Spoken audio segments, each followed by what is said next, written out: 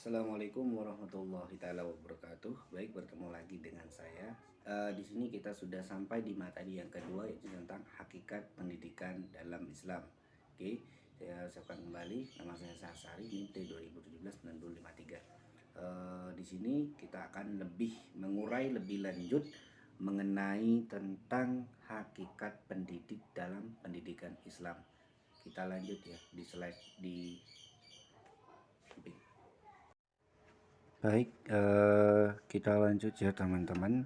Di sini saya akan melanjutkan apa yang sudah saya jelaskan pada video pertama, yaitu tentang hakikat tujuan pendidikan Islam. Oke, di dalam hakikat tujuan pendidikan Islam juga ada istilah hakikat pendidik dalam pendidikan Islam. Oke, lanjut ya.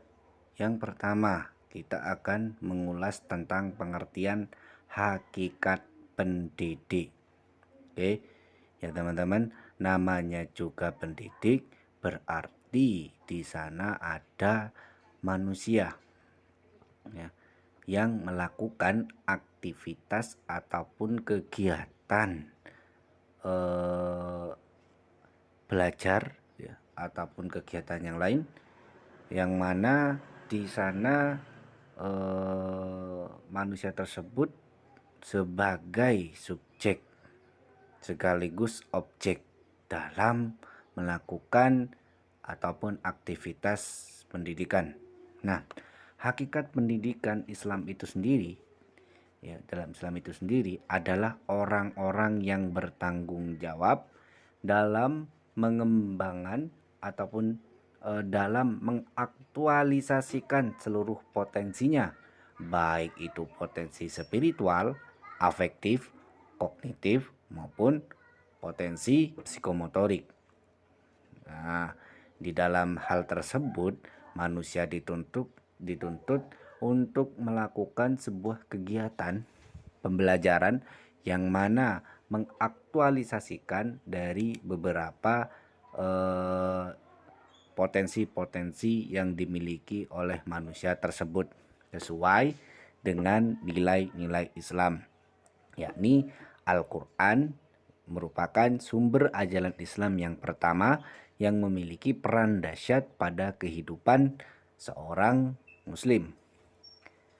Apabila diterjemahkan dalam firman Tuhan pada kehidupan bermasyarakat, dalam aspek pendidikan khususnya banyak pelajaran yang dapat kita ambil sekaligus sebagai rujukan yang valid dari ayat-ayat Allah, yakni Al-Quran.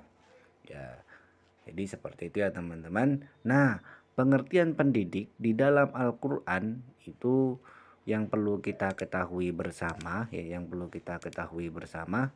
ini ada beberapa istilah yang lazim ya, yang diartikan ataupun disandangkan kepada seorang pendidik. Yang pertama adalah seorang mu'alim, yang kedua itu adalah mu'adzib atau mu'addib, yang ketiga adalah murabbi. Hal tersebut ataupun pengertian tersebut merupakan salah satu pengertian yang sering kita dengar atau lazim kita dengarkan di kehidupan sehari-hari. Nah, yang pertama tentang mualim. Mualim itu adalah orang yang menguasai ilmu, mampu mengembangkannya dan menjelaskan fungsinya dalam kehidupan, serta menjelaskan dimensi teoritis dan praktisnya sekaligus.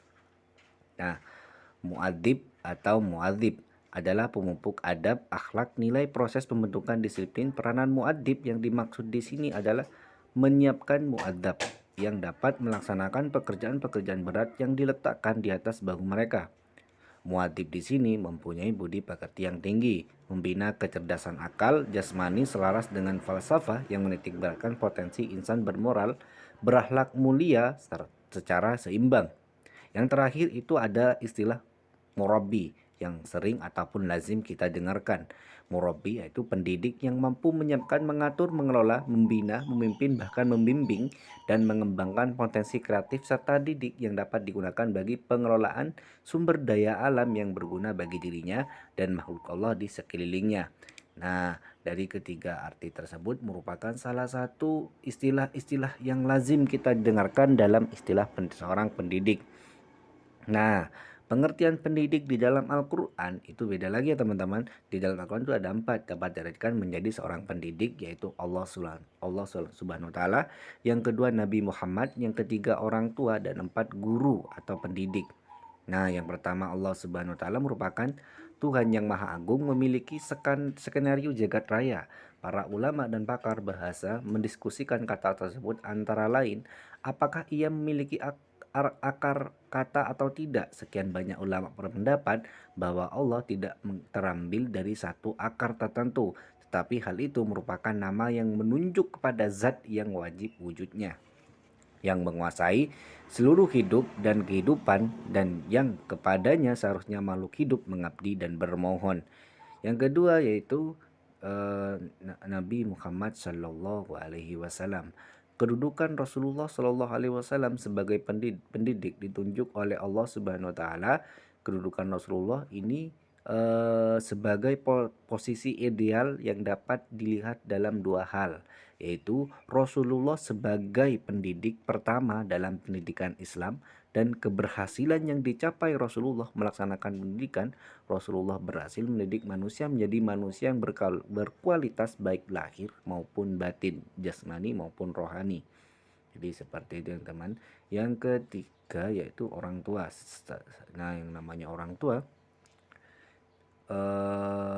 sesuai dengan sabda Rasulullah Shallallahu Alaihi Wasallam, setiap anak lahir atas fitrah ibu bapaknya lah yang menjadikannya dia Yahudi, Nasrani atau Majusi. Nah, menurut Hasan Langulung dikutip oleh Sang Sungkring mengatakan bahwa keluarga merupakan institusi pertama dan utama dalam pengembangan seorang, bahwa pembentukan kepribadian peserta didik bermula dari lingkungan keluarga. Menurut fungsi keluarga adalah menanamkan sifat kasih sayang secara serasi. Keluarga juga berfungsi sebagai kesehatan jasmani, kejiwaan, spiritual, akhlak, intelektual, emosional, dan sosial. Pendidik menurut Islam adalah setiap individu yang bertanggung jawab terhadap pengembangan peserta didik. Jadi apapun yang bertanggung jawab dalam kegiatan pendidikan, maka hal tersebut disebut dengan pendidikan Islam, dan acuannya terhadap apa yang menjadi tujuan serta pengertian-pengertian dari pendidikan itu sendiri. Nah, di sini kita akan lanjut ya membahas tentang tugas pendidik dalam pendidikan Islam. Apa sih tugas pendidik dalam pendidikan Islam? Tugas pendidik dalam pendidikan Islam yaitu sebagai penyempurna, sebagai orang yang membawakan ataupun takarrub kepada siapa ya? Kepada Allah Subhanahu wa Ta'ala ya. Realisasinya yaitu tugas ini merupakan cerminan dari tujuan utama pendidikan Islam itu sendiri, yaitu apa? Berupaya menciptakan subjek ataupun peserta didik yang mampu mendekatkan diri kepadanya, yaitu kepada Allah Subhanahu wa Ta'ala. Oleh karena itu, tugas mendidik dalam pendidikan Islam dapat disimpulkan menjadi 3 bagian dalam slide ini ya teman-teman. Yang pertama sebagai instruksional, yang kedua sebagai edukator, yang ketiga sebagai manajerial. Jadi sebagai pengajar, sebagai pendidik, dan juga sebagai pemimpin. Dan dari ketiga kesimpulan ini merupakan suatu tugas pendidik yang mana dijadikan sebagai landasan dasar untuk melakukan kegiatan pendidikan. Jadi seperti itu. Nah, kemudian yang terakhir yaitu karakteristik pendidikan Muslim. Nah, tentunya ketika berbicara tentang hakikat pendidik dalam pendidikan Islam, tentunya kita berbicara tentang potensi pribadi atau kemampuan pribadi manusia itu sendiri dalam menjadi seorang pendidik. Dalam pendidikan Islam, seorang pendidik hendaknya memiliki karakteristik ataupun sifat yang dapat membedakan dari yang lainnya dan berbeda dari yang lainnya. Dalam hal ini, An-Nahlawi sebagai karakteristik pendidikan Muslim kepada beberapa bentuk diantaranya, yaitu membagi beberapa bentuk. Yang pertama adalah ikhlas, ya bersifat ikhlas, mencari ridha Allah, kemudian mempunyai watak dan sifat rubaniyah. Yang ketiga, bersifat sabar dalam mengajar. Yang keempat, jujur dalam menyampaikan apa yang diketahuinya. 5. Mampu menggunakan metode mengajar bervariasi. Dan yang keenam, mampu mengelola kelas, mengetahui psikis anak didik, tegas dan proporsional. Nah, gini ya teman-teman, dalam hal tersebut pendidik ataupun guru ya dalam diartikan sebagai seorang yang mengajar ataupun orang yang melakukan kegiatan yang kerjanya di sekolah, di gedung tempat belajar. Dalam konteks Islam, pendidik yang sudah kita sebutkan tadi ada istilah murabi, muallim, muadzib, mudarris, mursyid, kemudian ustadz. Seperti yang dikatakan Al-Ghazali yang dikutip dari Songkring bahwasanya pendidikan merupakan pelita segala zaman. Orang yang hidup semasa dengannya akan memperoleh pancaran cahaya keilmiahannya. Andai kata dunia tidak ada pendidik, teman-teman, niscaya manusia lebih jelek daripada binatang. Sebab pendidikan adalah upaya mengeluarkan manusia dari sifat kebinatangan, baik binatang buas maupun binatang jinak. Selanjutnya bahwasanya dalam Islam orang yang paling bertanggung jawab tersebut adalah orang tua ataupun ayah ibu dari anak didik tersebut. Tanggung jawab itu disebabkan sekurang-kurangnya oleh dua hal. Yang pertama karena kodrat, karena orang tua ditakdirkan bertanggung jawab mendidik anaknya.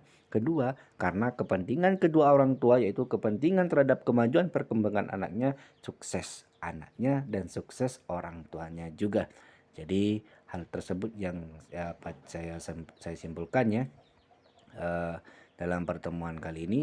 Semoga bermanfaat dan juga semoga menjadi sebuah pemahaman dan juga sebuah pengetahuan yang menjadi sebuah bekal bagi kita agar lebih mementingkan pendidikan untuk anak-anak kita di masa yang akan datang. Jadi seperti itu ya teman-teman, mungkin saya cukupkan pada pertemuan kali ini.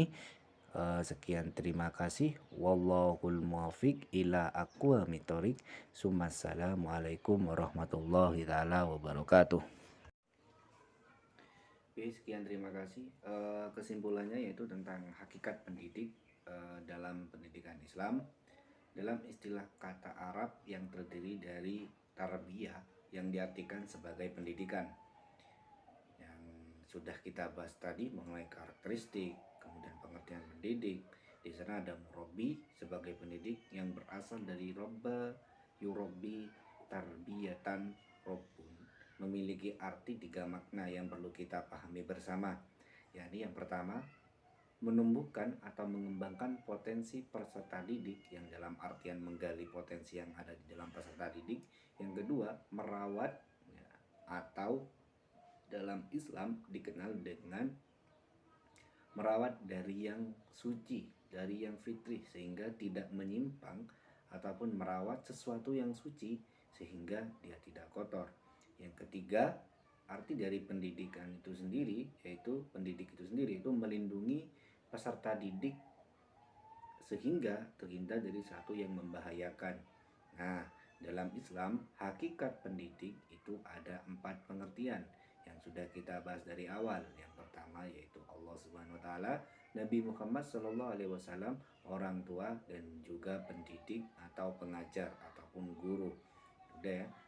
Sekian, terima kasih dalam pertemuan kali ini. Semoga bermanfaat dan sampai jumpa kembali di video berikutnya. Allahumma fiq ila aqwamit thoriq. Wassalamualaikum warahmatullahi taala wabarakatuh.